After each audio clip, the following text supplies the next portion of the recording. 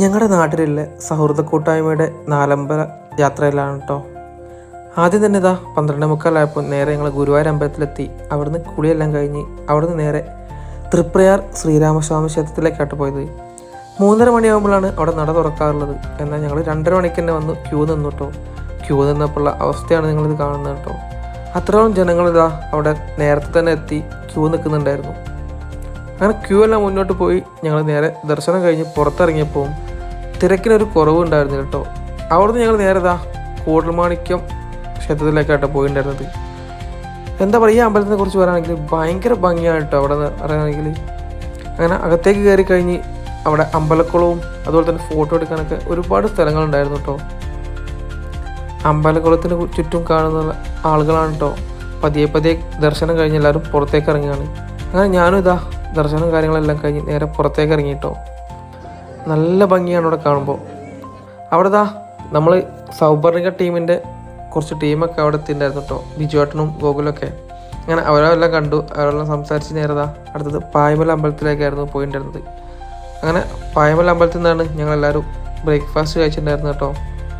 ഞാൻ മസാല ദോശയാണ് പറഞ്ഞിട്ടുണ്ടായിരുന്നത്. ഞങ്ങളുടെ നാട്ടിലെ ചെറുപ്പക്കാരും പ്രായമായവരും എല്ലാവരും ഉണ്ടായിരുന്നു കേട്ടോ ഈ യാത്രയിൽ. അതിനുശേഷം ഞങ്ങൾ നേരെ പോയത് മൂഴിക്കുളത്തെ അമ്പലത്തിലേക്കാണ്. അവിടെ എത്തിയപ്പോൾ തന്നെ നട അടയ്ക്കാനായിരുന്നു കേട്ടോ. അവിടെ നിന്ന് ഇറങ്ങി നേരെ ഞങ്ങൾ അവിടെ ഒരു അന്നദാനം ഉണ്ടായിരുന്നു. അത് കഴിക്കാനായിട്ട് നേരെ ക്യൂ നിന്നു കേട്ടോ. അവിടെ എത്തിയപ്പോൾ തന്നെ ഒരു ടോക്കണെല്ലാം നമുക്ക് കിട്ടും. അത് കഴിഞ്ഞിട്ട് നേരെ അകത്തേക്ക് കയറുമ്പോൾ പ്ലേറ്റും സ്പൂണും എല്ലാം കിട്ടും കേട്ടോ. ഞാനിങ്ങനെ അമ്പലങ്ങളിൽ അന്നദാനം ഉണ്ടാകുമ്പോൾ മാക്സിമം അത് കഴിക്കാറാണ് കേട്ടോ പതിവ്. അങ്ങനെ നല്ല ചൂട് കഞ്ഞിയും കപ്പപ്പുഴുക്കും അച്ചാറും ആയിരുന്നു കേട്ടോ ഉണ്ടായിരുന്നത്. നല്ല ടേസ്റ്റ് ഉണ്ടായിരുന്നു. നല്ല വിശപ്പുണ്ടായതുകൊണ്ട് തന്നെ ഞങ്ങൾ നല്ലതായിട്ട് ആസ്വദിച്ച് കഴിച്ചിട്ടോ. ഞാനും അമ്മ കഞ്ഞി നല്ല ആസ്വദിച്ച് കുടിച്ചുകൊണ്ടിരിക്കുകയാണ്. അങ്ങനെ അവിടുന്ന് ഞങ്ങൾ നേരെ പോകുന്നത് നേരെ എറണാകുളം ഹിൽ പാലസിലേക്കാണ് കേട്ടോ. ചോറ്റാനിക്കര അമ്പലത്തിലേക്ക് പോകാറുണ്ട് നമുക്ക്, പക്ഷേ അവിടെ വൈകിട്ടാണ് നട തുറക്കാറ്. അതുകൊണ്ട് തന്നെ ഇവിടെ കയറി സമയം സ്പെൻഡ് ചെയ്തിട്ടാണ് ഇനി തിരിച്ച് അങ്ങോട്ട് പോകുന്നത് കേട്ടോ. അങ്ങനെ ഞങ്ങളെല്ലാവരും നേരെ ഹിൽ പാലസിലേക്ക് എത്തിയിട്ടുണ്ട് കേട്ടോ. ഇതിനെക്കുറിച്ച് ഞാൻ പ്രത്യേകിച്ച് പറയേണ്ട കാര്യങ്ങളൊന്നുമില്ലല്ലോ. ഒരുപാട് ചരിത്രങ്ങൾ ഉള്ളൊരു സ്ഥലം കൂടിയാണ് ഹിൽ പാലസ് എന്ന് പറയുന്നത്.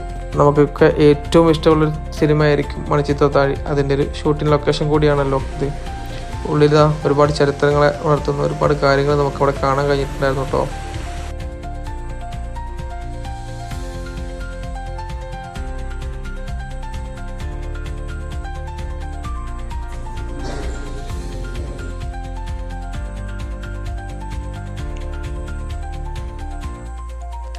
അവിടുന്ന് ഞങ്ങൾ നേരെ നമ്മുടെ മക്കളുടെ ഒരു ഡാൻസ് ഷൂട്ടും കാര്യങ്ങളൊക്കെ അവിടെ നിന്ന് എടുത്തിട്ടുണ്ടായിരുന്നു കേട്ടോ. ഇങ്ങനത്തെ യാത്രകളിലാണ് എല്ലാവരെയും നമുക്ക് ഒരുമിച്ച് കിട്ടാറുള്ളത്. അതുകൊണ്ട് തന്നെ അത് മാക്സിമം നമുക്ക് എൻജോയ് ചെയ്യാൻ നമ്മൾ ശ്രമിക്കാറുണ്ട്. അങ്ങനെ ഡാൻസും കാര്യങ്ങളെല്ലാം കഴിഞ്ഞു. അവിടുന്ന് ഞങ്ങൾ നേരെ തൊട്ടടുത്തുണ്ടായിരുന്നൊരു മാൻ വളർത്തലുണ്ട് അവിടേക്കായിരുന്നു പോയിട്ടുണ്ടായിരുന്നു കേട്ടോ. കൂട്ടത്തിലുള്ള എല്ലാവരും അവിടെ മാനിന് തീറ്റയൊക്കെ കൊടുക്കുന്നുണ്ടായിരുന്നു.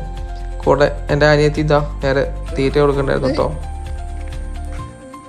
ഇത് കണ്ടപ്പോൾ നമ്മുടെ രാജേഷേട്ടനും ഒരേ ആവേശം തീറ്റ കൊടുക്കാൻ. അതിൻ്റെ ഇടയ്ക്ക് കണ്ണേട്ടം ഇവിടെ ഊഞ്ഞാലാട്ടി നൊസ്റ്റാൾജിയ പുതുക്കിക്കൊണ്ടിരിക്കുകയാണ് കേട്ടോ. അങ്ങനെ ഞങ്ങൾ പാലസിൽ നിന്നെല്ലാം ഇറങ്ങി നേരെ ചോറ്റാനിക്കര എത്തിയിട്ടോ. ചോറ്റാനിക്കര അമ്പലത്തിലേക്ക് പോകുന്നതിന് മുമ്പ് തന്നെ ഇവർ നല്ല വിശപ്പുണ്ടായതുകൊണ്ട് തന്നെ നല്ല മസാല ദോശ എല്ലാം കഴിച്ചിട്ടാണ് കേട്ടോ പോയത്.